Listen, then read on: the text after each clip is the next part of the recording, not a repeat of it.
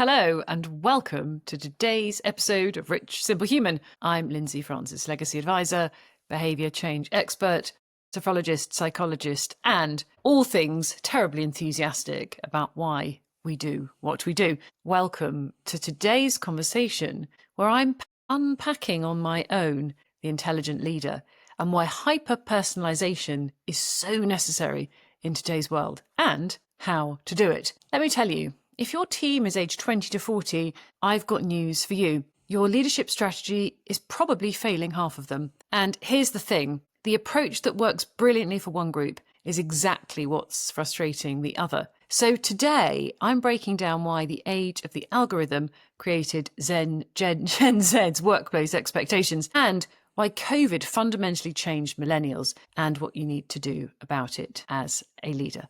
So stay tuned, because if you are managing a team, running a business, an organisation, or parenting people who are younger than you, which of course is how parenting works, you will certainly learn something from this episode. I have recently come out of a leadership development workshop, which was absolutely fantastic because we nailed one of the reasons why the business is feeling not exactly seamless. It's not because the employees aren't motivated. It's not because they don't have the right rewards package, but it's because the leadership style isn't matching their expectations. And for those of you that are now rolling their eyes and thinking, do we really have to micromanage these people? Times have changed. In case you haven't noticed, we now have this incredible piece of technology called AI.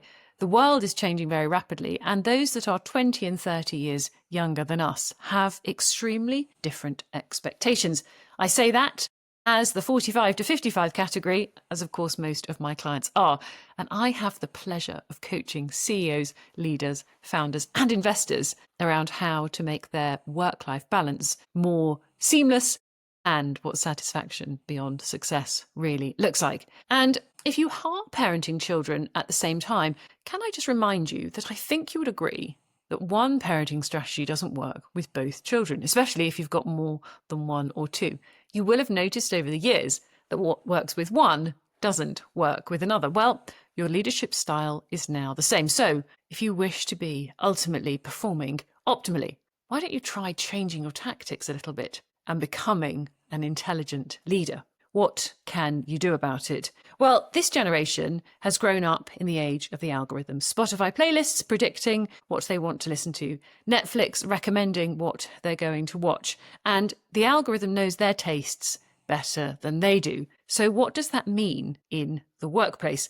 Well, it means that one-size leadership doesn't fit all. It means that you need to start thinking on an individual basis. And no, before you start complaining, it doesn't mean spending more time doing it.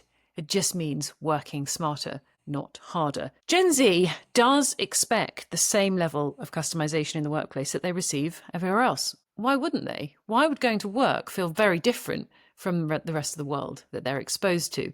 The world that predicts, that encourages, and that micro rewards every click, hit, or finger pointing moment. They are expecting immediate feedback. And an annual performance review will feel terribly archaic to a generation that's receiving real-time feedback everywhere else. The generic Employee of the Month programme seems incredibly hollow, and they really feel that an achievement system in apps and games recognise them in a way that the workplace and perhaps even education isn't. They don't want to be managed as a group. They really want to be led as individuals. So what do we do about it?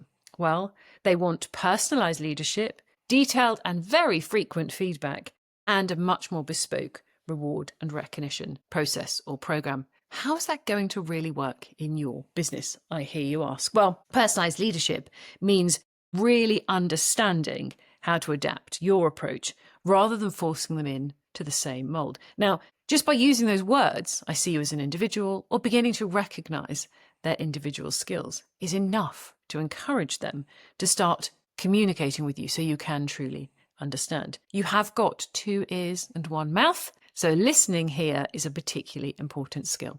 And I run 360-degree feedback with many of my clients from a personal perspective, which means they're often taking 360 feedback from family and friends, not just in the workplace. This really helps you identify where the gaps might be in your behaviour and allowing you as an intelligent leader to tweak the way that you behave. Doesn't that sound exciting? Yes, in that case, book a call and let's get started.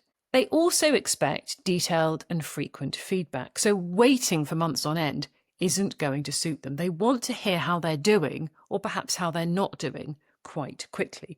They want very specific and actionable feedback. And this is where AI as a leader is your friend, because you can begin to do that much more simply just by feeding in the questions you're asking and getting some results or ideas back. They don't really want vague, ill-timed, long, drawn-out processes, but they do want feedback on a regular basis so they can tweak their behavior and ultimately creating more optimal performance for you and your business. They also are not afraid of criticism. I know that some people will say we've got a snowflake generation and that they are not ready to receive criticism. They are, but they do expect it to feel timely, relevant, and constructive. So check yourself. Is giving constructive feedback something you feel particularly adept at?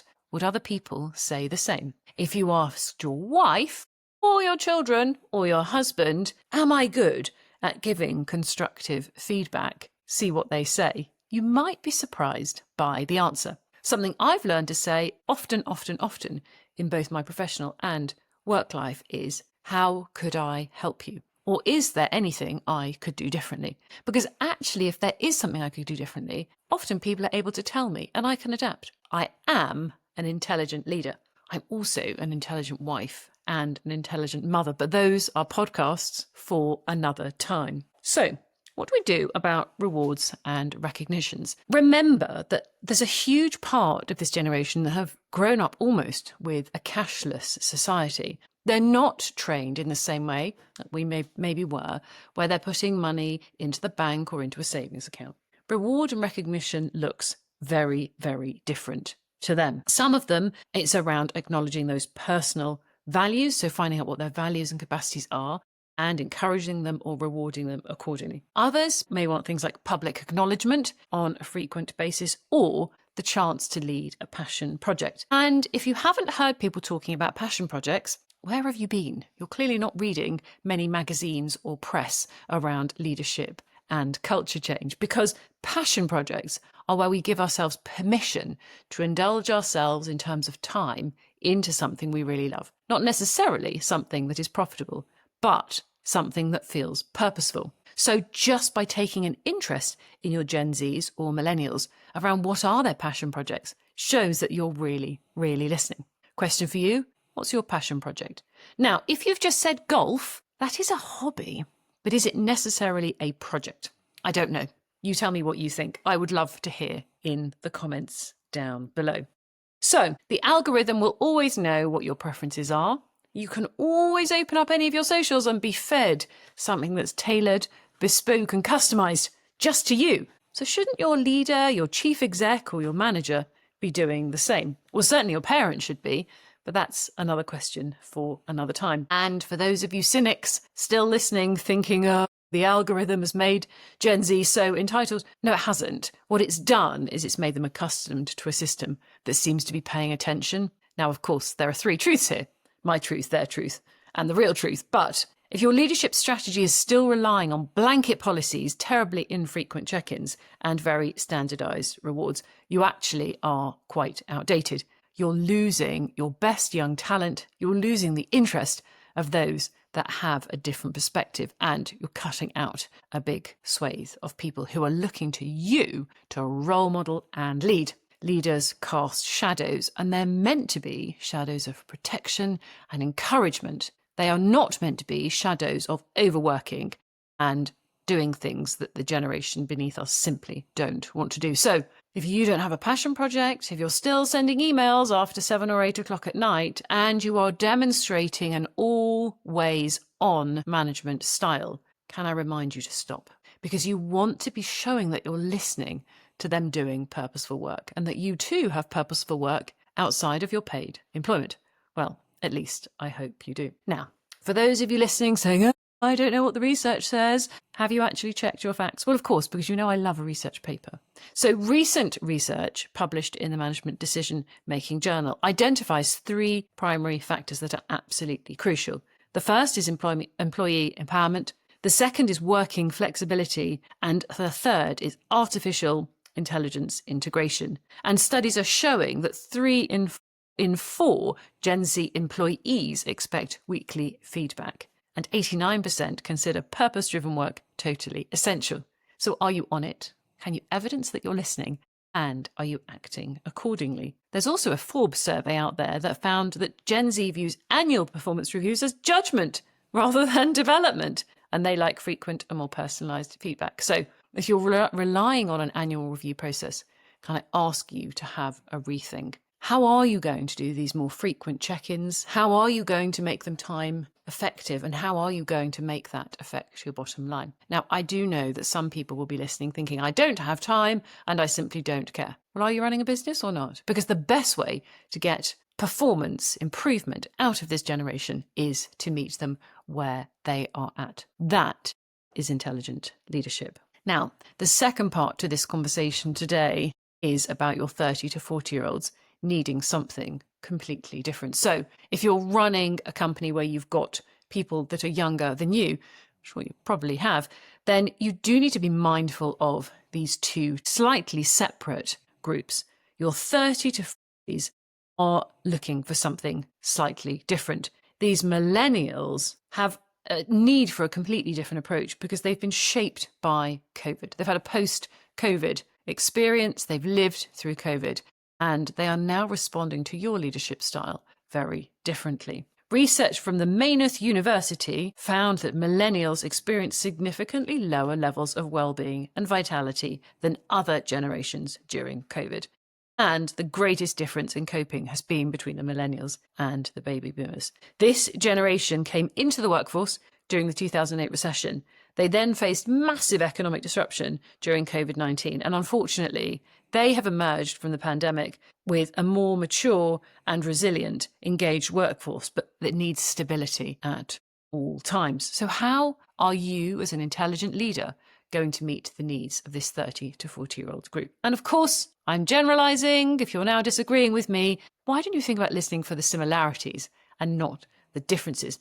Every business is different, but I've been around long enough. I cut my teeth in business development and consultancy many, many moons ago and conducted some extraordinary local and central government projects. I can tell you that there are always ways to improve. But of course, you have to do what's right for you. Millennials really do need stability and security for them to perform optimally. The job disruption that they experienced during the pandemic was enormous. 30% received pay cuts. That's going to code in some pretty fear-based responses. And I can tell you now from the clients that I see, there is still almost a sort of post-traumatic shock around what happened to some people in COVID. They feel very vulnerable still and very mistrusting. So what can you do about it? Well, you can present much more stability in your business. You can speak with much more clarity about how stable your own organization is, especially if you are the chief exec. And you can ensure that you're offering clear career progression and financial security. Even saying those things, at our organization, we offer clear career progression and financial security will help. They also need more work-life integration, not just flexible working, but the research is showing that they are reporting the highest rates of burnout with the fastest increase beginning in 2021. We are in a burnout pandemic. This is not going to help the workforce. So millennials are particularly struggling with blurred boundaries between home and office, and they do need genuine integration. I had a super conversation with a founder this week, and they were talking about the way that they actually blend work and home. Unapologetically, we'll have friends and family with work colleagues in the same space. They will seamlessly blend both roles rather than keeping them separate. And of course, for those of us that are in that 45 to 55 bracket, that's really unheard of. Work and home life were quite separate, but now they're not. So how much can you tolerate genuine work-life integration? What does that actually mean in the context of your organisation? This could be a very exciting way to facilitate any kind of event that you've got coming up. Why not ask your teams, what would genuine work-life integration look like in your organisation? I'd love to work for a leader who actually wanted to know what I thought and what I wanted and what I needed, without feeling like they were going to criticise, marginalise, or be dismissive of my requests for what they see as flexibility. This isn't flexibility, this is integration. We also know that our millennials really want community and connection. Loneliness is a killer. Nobody wants to feel lonely, but rates of loneliness are rising exponentially. During the pandemic, over 85% of respondents to one particular survey reported missing face-to-face social interactions. So, how could people work more collaboratively in your business? Could you perhaps talk about special projects teams? Could you try and bring people together in different ways? This is not just about going to the pub on a Friday night, if that happens at all, because I'm not even sure I saw anybody in London on the last Friday night I was out. I was perhaps the only one. Of course, I'm joking, that's not quite true, but it is a very different time. So, what does it mean when remote working patterns require different supervision? There's less face-to-face contact, but people really do want more support and encouragement. Again, a great thing to ask your senior team. And they also want purpose. Unlike Gen Z, who are perhaps a little bit more idealistic, your millennials want more purpose-driven work, but with some kind of pragmatic edge. Remember, they've already been burnt by COVID. They are a little bit longer in the tooth. They need to know that their contributions really matter. They're really being listened to, and that their jobs are secure. This is where employee engagement is so important, but I mean genuine employee engagement that feels like you're really listening, that feels like you really care, in small groups with an intimate setting and actionable results. Of course, using a facilitator is always helpful, and I love a bit of consciousness work in these group settings because it allows us to go into our subconscious and think about what it is we really want from the workplace, for our own lives, and in our own employment. So listen up. If you're a CEO or a leader, this is for you. If you're not and you're still listening, I also appreciate it because this is valuable information for anybody who's working in an advisory or consultancy and coaching role. So you can't lead everybody in the same way anymore. In the same way, you need different tactics for different children. You need different tactics for different pets. You need different tactics for different nationalities. Of course, you're going to need different tactics for different generations. But how are your tactics different to each group? So you're going to need to think about your leadership strategy. And I encourage you to do this around what you really want and where your strengths and talents really lie. This is intelligent leadership at its finest. So what are my suggestions? Well, for Gen Zs, they're your 20s to 30s, you want to build systems that deliver continuous and very specific feedback, creating personalised plans and using technology to track individual contributions, real-time recognition, autonomy with clear direction, and also matching rewards to individual values. Going out and actually asking them what motivates them. So if you've got a director of HR, maybe a quick coffee with them, asking them that question. What really motivates our staff and how do we know? I wonder what they would say. No doubt you have recruited the best of the best. So why not go and find out what they're thinking? For your millennials, that's 30 to 40. These are the guys that really need stability. They really want transparent, honest, and open communication. And they want to know that the business they're working for and giving much of their time to is healthy. How are you going to reassure them in a genuine way? Well, I love it when a leader or a CEO explains their vision and helps everybody feel really secure in the direction of travel. You can see it in their body language. You can feel it in their nervous system. And for those of you that talk about heart rate variability or have seen some of my very poignant posts about are you really investable as a chief exec or a leader if your HRV is low? Well, the reason is people can feel your nervous system. Your heart creates an energetic field that can be felt up to 8 meters away. So if it's variable and feels calm, everybody should be calm around you. If it's thrashing about and really not showing great numbers, that's an HRV that's low, have a little think about what's happening around you in your teams. Creating genuine opportunities for face-to-face collaboration, even in hybrid environments, and that's not just in social settings. Is that happening? Have you got career pathways in your business? Are there milestones? And are you prioritising mental health support with work-life boundaries? And that doesn't mean did you just buy in an employee assistance program, but are you genuinely talking the talk and walking the walk? Are you Role modeling boundaries. Are you turning your phone and your email off after 8 o'clock? Are you working at weekends?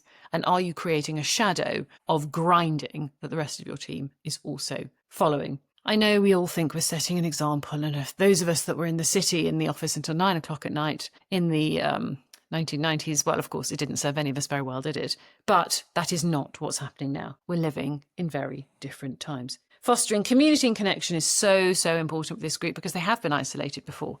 Why would we do that again? So what's the algorithm done? Well, it's taught Gen Z to expect personalization. So why wouldn't we actually follow along with that? The pandemic has taught millennials to demand stability and meaning, and your leadership response really does need to evolve to accommodate both at the same time. There's a lot in this short conversation, and of course, I'm open to discussion about this with anybody, and LinkedIn is my favourite channel.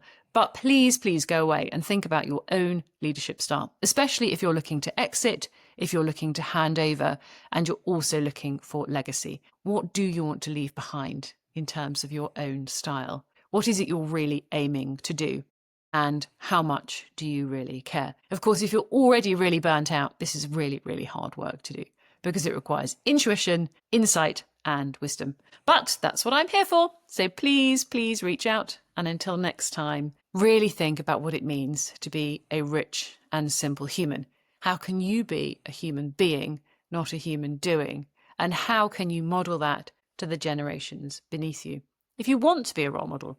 Of course, if you don't, that's another question altogether about what you're doing. But that's for next time. So enjoy the show. Please forward this on to anybody that might find it helpful. And please do leave me some comments in whatever channel you're watching on or LinkedIn. You'll always find me, Lindsay Francis, Lindsay with an E, France with an E. Until next time, take care.